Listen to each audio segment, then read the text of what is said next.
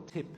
If you want your children to start praying, among the first things you got to do is, as soon as salat arrives, make it a habit that you stop everything. You stop everything. Whatever you're doing, you're on your phone, you're reciting Quran, whatever you're doing, make it a habit. Doesn't matter if it's 8 out of 10 times, because sometimes you can't. Stop it in front of your children and let them see that the majority of the time you stop as soon as the salat comes and you get up and make salat. If you're a father and you go to the masjid, or you pray at home, or you're a mother, or you're a brother, or you're a sister, it doesn't matter who you are. And I say pray prayers in the house if you've got children every now and then, and invite your children to pray with you. They will know that prayer is very important. That's one of the tactics. Another thing you can do is words of dhikr. Whenever you leave your house, enter your car, come back home, go to sleep, wake up, make sure your dhikr is said out loud if your children are still small. Say it loudly and encourage them to say it with you, such as when you get in the car. Subhanalladhi sakhara lana hadha wa ma kunna lahu, and your children continue. Muqrinin, okay, wa inna ila rabbina, and they say lamunqalibun, even if they say it wrong. When I first taught my little daughter, she was about 2 years old, she used to say bababli boom. But it doesn't matter, that's beautiful. As they get older, you instill that. Why don't you make dua in the morning as you're taking them to school? Say, today we're going to make dua for special people. Who do you want to choose? So and so. Let's make dua. All these beautiful things, brothers and sisters, you're teaching them, role modeling. Isn't that better than road rage? Isn't that better than, far out, it's all your fault, I told you to wake up and it's because you didn't wear your clothes and your uniform on time, God, you make me sick? That's what parents do. I hear them all, they're saying that. And they say, far out, you're always shouting at me every day. They get to school and we as teachers, we come and say, what's wrong, darling? What's going on? What's happened? It's a little kid, student. You okay? It's just my parents, I just had a fight with my brother and sister. Make the morning, wake up a bit earlier and make it a little bit more time for this. Teaching them to say Bismillah before they eat. Everybody does that. If they continue to do that and teach their children, that's an ongoing legacy for you. Being involved in their interests and their activities. Ask, what are their activities? Don't put it down. Don't say, why are you wasting your time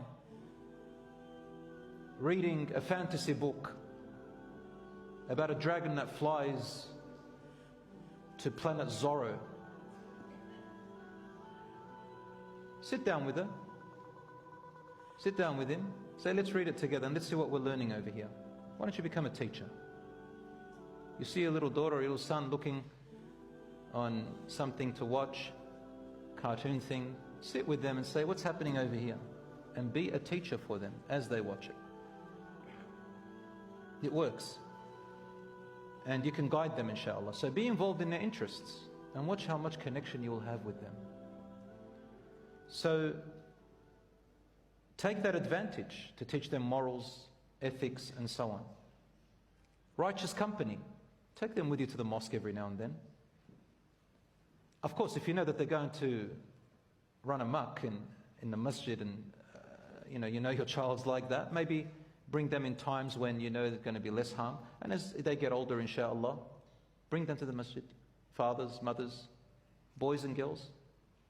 Even if it's outside of salat. The idea is to bring them and let them see the environment and the people and what their identity and community is. Try to visit people who have good character. Make some friends who you visit every now and then and take your children with them. Even if they don't want to go, try.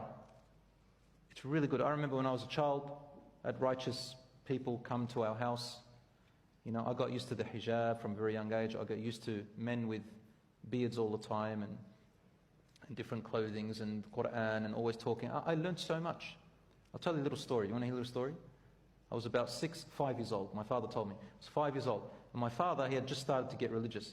So people used to come over and he would open up the topic of deen. And I would listen.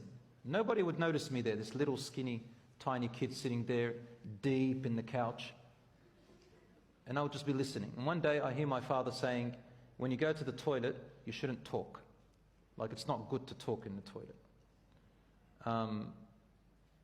Next day, little Bilal, 5 years old, goes to the toilet. And my father calls me and I didn't respond. My mum calls me.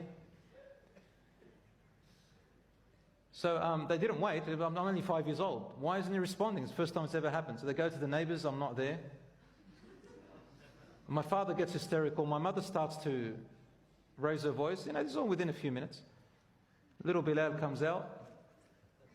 And I'm right in front of him. I'm coming out of the house. And he's like at the neighbours. He rushes to me and says, "Where were you?"